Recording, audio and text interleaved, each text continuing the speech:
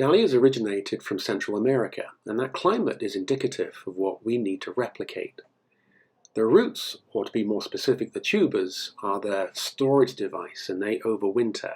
The crown will die back and those tubers need to be frost-free. In our climate, we dig them up, store them, and then plant them out again next spring. There's a dahlia for everybody, lots of colors, lots of heights, and a wonderful beginner plant. For something a little bit different, try and find the tree dahlia. It'll grow 10 feet tall. It's a grey, wet day, but the growing season is just around the corner, and there's lots to be getting on with. I'm going to take a close look at dahlias. This is a dahlia that was overwintered from last year. Back in October, it was dug up after a couple of frosts, put in dry growing mix in a pot and put in the greenhouse. And that dry mix helps as an insulation to protect the tubers, as it's those tubers that become the winter storage device that we need to look after, ready for next year. Now there's two things that happen to them. If they are too cold, the cells will go soggy and slimy because it's frozen and the cells have popped. And the second thing is if they're kept too wet, then they will rot. And you need to take a little bit of time and go through and be very thorough in choosing which tubers are worth saving. And taking the time to trim out all of the rot and soggy and broken tubers because you don't want to propagate from them. You just want fresh, healthy, substantial, dry tubers that don't collapse when you squeeze them. In choosing the right size pot, you need to make sure it's big enough. I want to plant big crowns to give me a big plant. So a big pot is what I need. Don't be tempted to squeeze a big crown into a small pot. I place 3 or 4 inches of loose, dry backfill into the bottom of my pot. If it's too wet, that'll deteriorate the tubers. I add a little bit of fertilizer. What I found is that this fertilizer is able to exist in the bottom of the pot, ready for when fresh roots grow down. It's a food source that's available to them when they want it. I'm not feeding the top half of the plant where the crown is, but I'm putting it in place for future growth.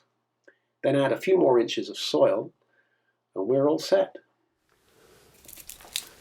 This is our big daddy. Look at this. Look at the roots on there. Now there's no rot in any of this. And this is the real benefit of overwintering your own plant, because you would never go into any store and buy a dahlia this size. It just wouldn't happen. And you can imagine the growth that plant will put on. But what I want to do is operate and try and separate it a little bit. Now, you can see we've got a stem there and we've got branches over here. So I just want to push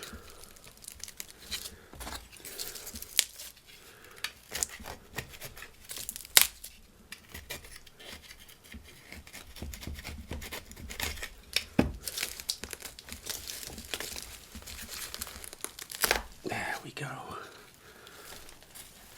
So we'll put that to one side. Now I was cutting down here, but that's where it was attached. So we want to get rid of that.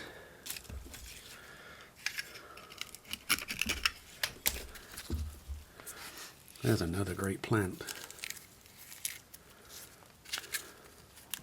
Now that one's soft, that got frosted, and that one's completely toast. So we'll just carefully cut those out.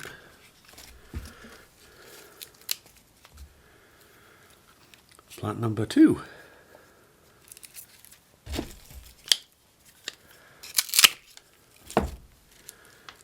Excellent.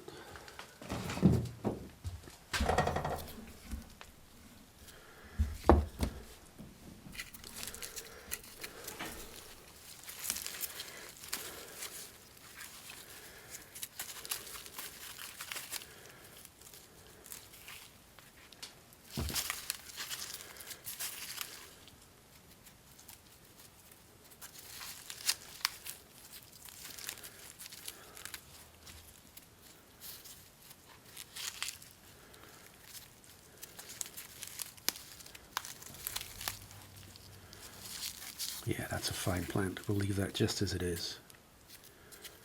Nothing wrong with that. In fact, I think there's a beginning of a shoot. There's a beginning of a shoot right there. So we got this at the nick of time.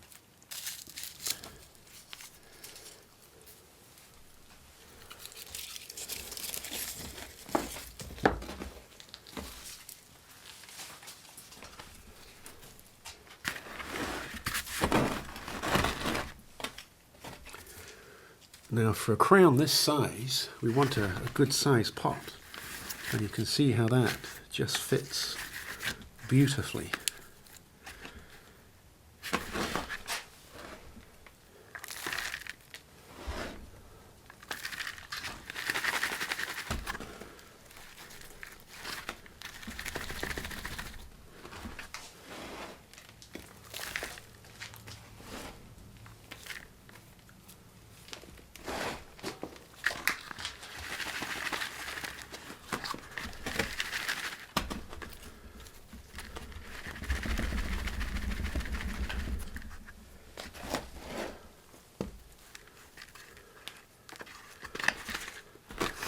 Now I could have put a little bit more soil in here, but I want to make sure I've got 1.5 inches or 2 inches from here down to here, so that when I put water in, I can flood this all the way up, and that water can slowly percolate down into my plant. So here we go. That one is now ready. Now this will stay in my basement for a few weeks until I see shoots, and then I can, once it's started to get shoots, I'll put it in my cold greenhouse, which is frost-free, and it'll put out lots of growth. And then it'll go into the cold frame, and that'll get planted out. What that means is that I end up with a really substantial plant, great big strong roots, lots of flowers. This will be a real centerpiece.